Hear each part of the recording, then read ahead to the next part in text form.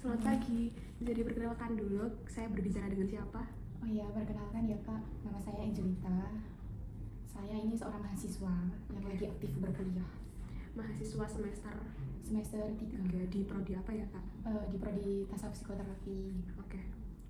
Oke, ini bisa dipanggil Mbak Angelita ya? Ya, Perkenalkan, saya Dina Aulia selaku konselor yang akan mendampingi sesi konseling selama beberapa jam ke depan bersama Mbak Angel ya. ya. Oke, Mbak Angel kalau boleh tahu, kesini kira-kira permasalahannya apa ya? Jadi gini Kak, kan saya ini seorang mahasiswa ya.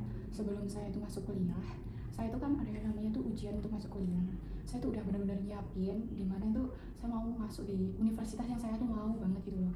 Dan saya tuh dari semester 1 saya SMA, saya tuh benar-benar giat banget gitu loh, kayak sekolah, terus sampai nilai-nilai itu kayak saya perhatiin. Nah terus pas saya ujian, terus saya tuh udah berusaha semaksimal mungkin sampai pada akhirnya tuh menurut saya udah harusnya tuh keterima gitu loh di universitas tersebut. Tapi kenapa kok saya malah ditolak? Dan saya tuh merasa benar-benar stres kayak karena saya nggak dapet nggak dapet apa yang saya mau gitu. Oke. Dan kecemasan saya sama stres saya itu sampai sekarang gitu Kak. Oke, saya paham sampai sini. Berarti masalahnya Mbak Angel itu adalah rasa cemas dan frustasi atau stres ketika menghadapi kegagalan dan takut ketika itu terjadi lagi kepada Mbak Angel. Apa benar seperti itu? Iya Mbak, kayak saya tuh merasa apa yang saya lakuin sekarang itu jauh dari pikiran saya. Makanya ya benar saya sekarang lagi kayak frustasi banget, stres gitu. Apakah ada ketakutan gagal? Maksudnya kayak setelah ini Mbak Angel berusaha punya upaya lagi nggak buat memperbaiki kesalahannya Mbak Angel? Setelah Mbak Angel mengalami kegagalan itu, ada rasa ketakutan akan kegagalan yang lainnya nggak? Ada, saya takut gagal dalam hal apapun. Bahkan sekarang tuh kalau ada ujian atau apa itu saya selalu memikirkan kalau saya tuh gagal nantinya gitu. Oke. Jadi Mbak Angel ini biasanya suka olahraga nggak? Masih kayak suka ngelakuin olahraga ringan gitu? Suka sih, kadang kayak cuma lari-lari kecil aja. Oke. Itu kalau saran dari saya sendiri itu adalah ngelakuin aktivitas-aktivitas yang bisa memusatkan pikiran untuk fokus ke hal tersebut, kayak misal dengan meditasi atau lari, jogging, bersepeda. Terus habis itu kalau misal memang dirasa sedang mengalami kecemasan, itu diusahakan punya teman atau orang terdekat untuk berbagi kalau kesahnya Mbak Angel sendiri. Terus kemudian kalau memang itu tadi kurang efektif atau belum works, silahkan menyediakan bola yang sifatnya elastis untuk diremas ya. Itu bisa digunakan untuk menyalurkan emosinya Mbak Angel supaya bisa meregulasi emosi dengan lebih baik gitu, dari rasa cemas tadi, supaya nggak berlebihan.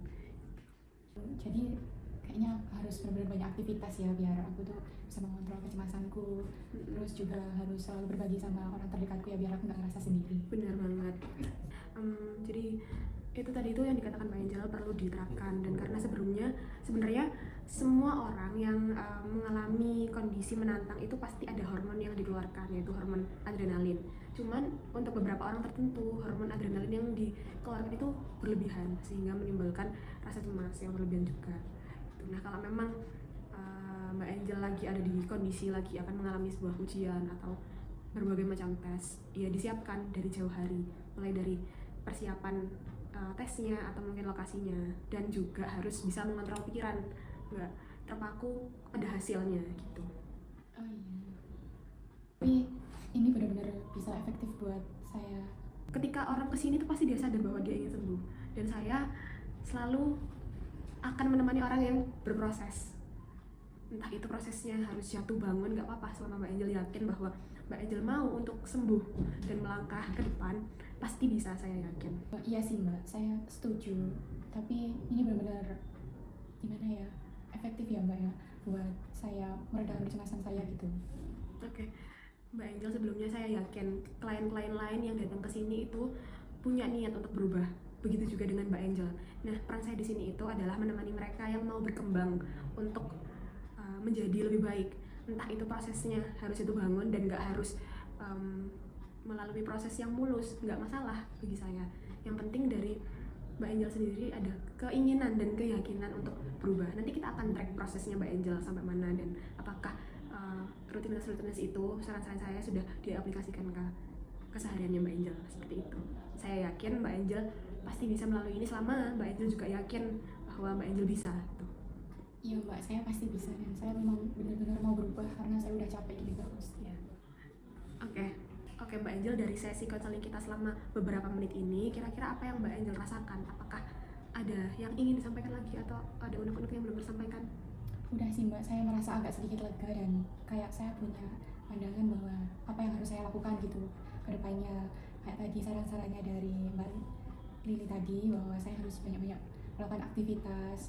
Saya merasa kayak saya udah dapat pencerahan aja. Oke, terima kasih Mbak Angel, terima kasih sudah mau berproses dan terima kasih sudah mau membagikan permasalahannya kepada kita. Semoga Mbak Angel bisa melalui proses ini dengan baik. Ya, terus udah.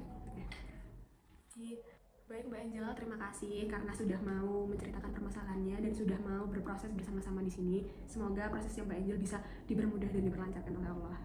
Makasih juga ya Mbak udah membantu saya di beberapa menit ini. Saya merasa terbantu banget. Terima kasih ya Mbak. Ya, Terima kasih. sampai ketemu lagi. Iya, Mbak.